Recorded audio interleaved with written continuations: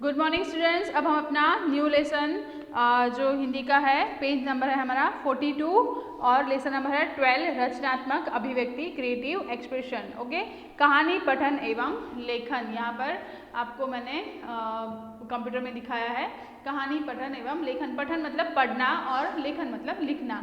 तो यहाँ पर एक कहानी दी गई है, उसमें बहुत सारे पिक्चर्स हैं और हमें उसके हिसाब से उसके नाम लेके कहानी को कंप्लीट करना है। ठीक है, तो चिड़ियाघर की सैर जो कहानी का हमारा टाइटल है, नाम है। ठीक है, तो कल गीता अपने दादाजी के साथ चिड़ियाघर गई थी।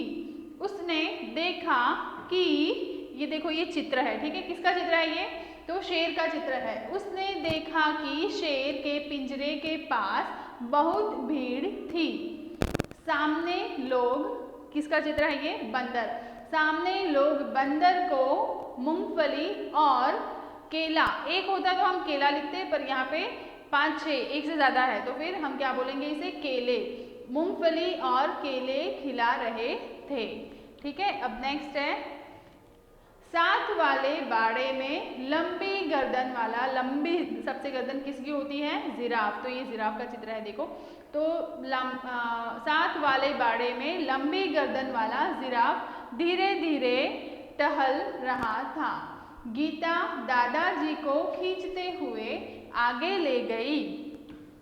नेक्स्ट है, वहाँ किसका चित्र है ये? भालू। तो वहाँ भालू 2 पैरों पर खड़ा था। एक तालाब में रंग बिरंगी, एक होती तो हम मछली बोलते, सेम मैंने आगे बताया था आपको। अब 3 है, एक से ज़्यादा है तो हम क्या बोलेंगे इसे? मछलियाँ। तो एक तालाब में रंग बिरंगी मछलियाँ और बतख तैर रही थी। गीता ने दादाजी को दूसरी ओर इशारा करके दिखाते हुए कहा, दादाजी दादाजी। वह देखिए, किसका चित्र है ये? कछुआ। तो दादाजी दादाजी, वह देखिए कछुआ। गीता दौड़कर आगे गई। एक बड़े तालाब में मगरमच्छ, है ना, मगरमच्छ का चित्र है ये। तो एक बड़े तालाब में मगरमच्छ तैर रहे थे। कुछ आगे बढ़ने पर नेक्स्ट है, नाचता हुआ मोर। मोर का चित्र है ये। तो कुछ आगे बढ़ने पर नाचता हुआ मोर दिखाई दिया।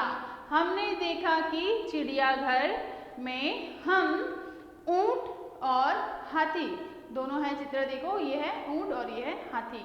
तो हमने देखा कि चिड़ियाघर में हम ऊंट और हाथी की सवारी भी कर सकते हैं। ठीक है, अब नेक्स्ट है, सामने, ये तो सब बच्चों को बहुत अच्छी लगती है ना। तो सामने आइसक्रीम का एक ठेला, ठेला मतलब लारी या बोल सकते हैं हम दुकान। ठीक है, सामने आइसक्रीम का एक ठेला लगा था। दादाजी ने अपनी, दादाजी दादी जी क्या यूज करते हैं? छड़ी। तो दादाजी ने अपनी छड़ी टिकाई और गीता के लिए आइसक्रीम खरीदी। अब तक दोनों थक चुके थे। हमने, ये किसका चित्र है? बस। हमने बस पकड़ी और अपने घर आ गए। ठीक है, अब अपने हिसाब से हमें ये जो हमें आगे दी गई है, अब आपकी बारी, इसे हमें कंप्लीट करना है। आगे जैसे हमें चित्र दिए गए थे और हमने कहानी पूरी कर दी, वैसे ही हमें इसको भी कंप्लीट करना है। तो नेक्स्ट है, चित्रों को देखकर वाक्य पूरे करो। तो फर्स्ट चित्र है हमारे पास, यहाँ पे पहला चित्र है, एक हाथी डैश की सैर कर रहा था। तो एक हाथी, हाथी कहाँ पर होता है? जंगल में। तो एक हाथी जंगल की सैर कर रहा था। आपको यहाँ पर क्या लिखना है? जंगल। ठीक है, अब ये सेकंड पिक्चर है, उसके पैरों में डैश उलझ गई।